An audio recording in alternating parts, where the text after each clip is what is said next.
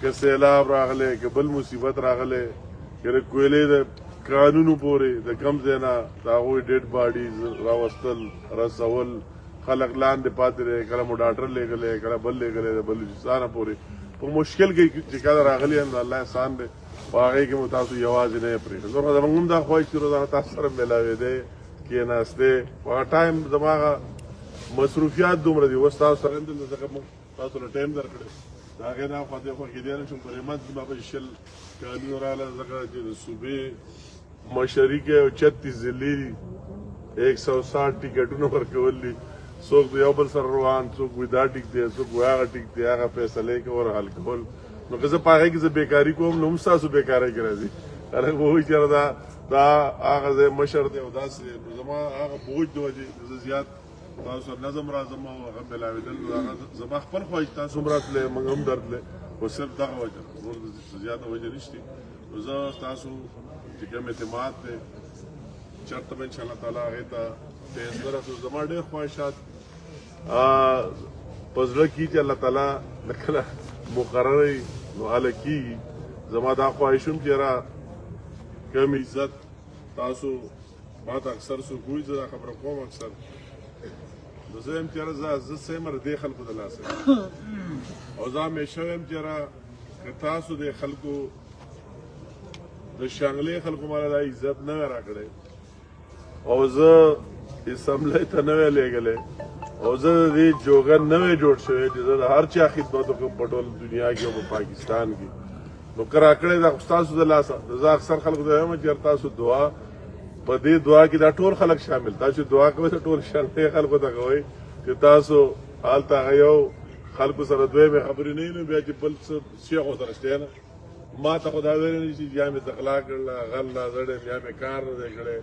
یا مې په دلیرۍ سره خپلو خلکو سره نه یم ورتللی که زه پرې سوات کې دلته ناست یم نو زما له کله اقتدار راغلی د هر سړي خواله تللی نه یم که هر سړی په مشکل کې د کالامو پورې او بل ځای پورې راغلی دی هغو سره ورتېدلی نه دا خبره خو سره شتی نه نو چې بیا شروع کي وایي دا د شانګلې نه راغلی بله څه خبره خو سره نه وي خو د شانګلې نه راغلی نو ما دا ورځ به تقریر کړي ما دا خو د شانګلې خلکو ته دعا کوه چې زه یې دومره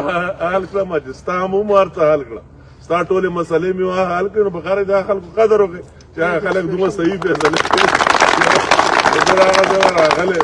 بیا خو پکار دی هغه خلکو ته دعا کوئ چې هغه خلکو دومره صحیح فیصلې کړي زه دې خبرې جوګه کړم چې زه ستا هم هره مسله حل کړم ستاسو هم هر دغه کوم خدمت اخر زه دې خبره نه یم خیاله موږ ټول یو خلک یو دا شانګله او سوات او دا کنسپټ دغه ډېر دغه سوات یوه ضلع وه زموږ د ټولو یو شی و بیا هغه آبادي زیاته شوه بونیر پکې هم دغه شوه ضلع شوه شانګله موږ ټول یو خلک یو زه خو د ټولې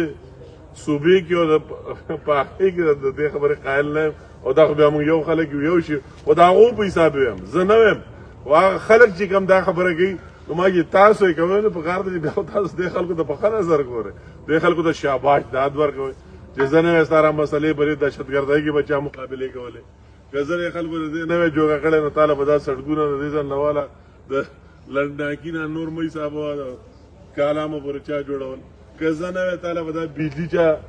سموله او په کم حال او که زه نه دې شانګلې خلکو زه نه وی لېږلی تاسو له به دا ګیسونه او دا رقم دی نه چا راوړه یا په بل مشکل کې دا چې څه ګوري نو زه هم دا خلکو سره بل څه خبره پاتې نه شي نو بیا خبره دې له راشي چې یاره کوشش راغلی داسې یوه خبره هغه لوی لاین دی څنګه چې تاسو کوټکي خلک ناست دی دا ګریس سټیشن ما څنګه په زور جوړی دی هلته لار اوس هم نشته دا چې د سړي دومره طاقت او جذبه نه وي نو هغو کوم ځای کې دغه جوړي ګریډ چې لارو ته نه روډو نه وي په هغې کې څوک دغه جوړي ګریډ جوړي الله احسان دی چې ما هغه اخلاص او نیت او ستاسو په هغه ځای کې او اوس بیا چې زما وسو شو هغه روډ مې کم منظور کړو او بیا ما شغلې غریب خلک د ټیک ټاک پیسې به هم ورکړي دا روډ باسي نه دي هغه پیسې هم هغو ته میلاو شو ورکړي داسې بل څه شمار ته حاجت نشته خو د هغې نه علاوه زما اوس هم ډېر خواهشات زه یم چې ستاسو هر روډ پوخ وی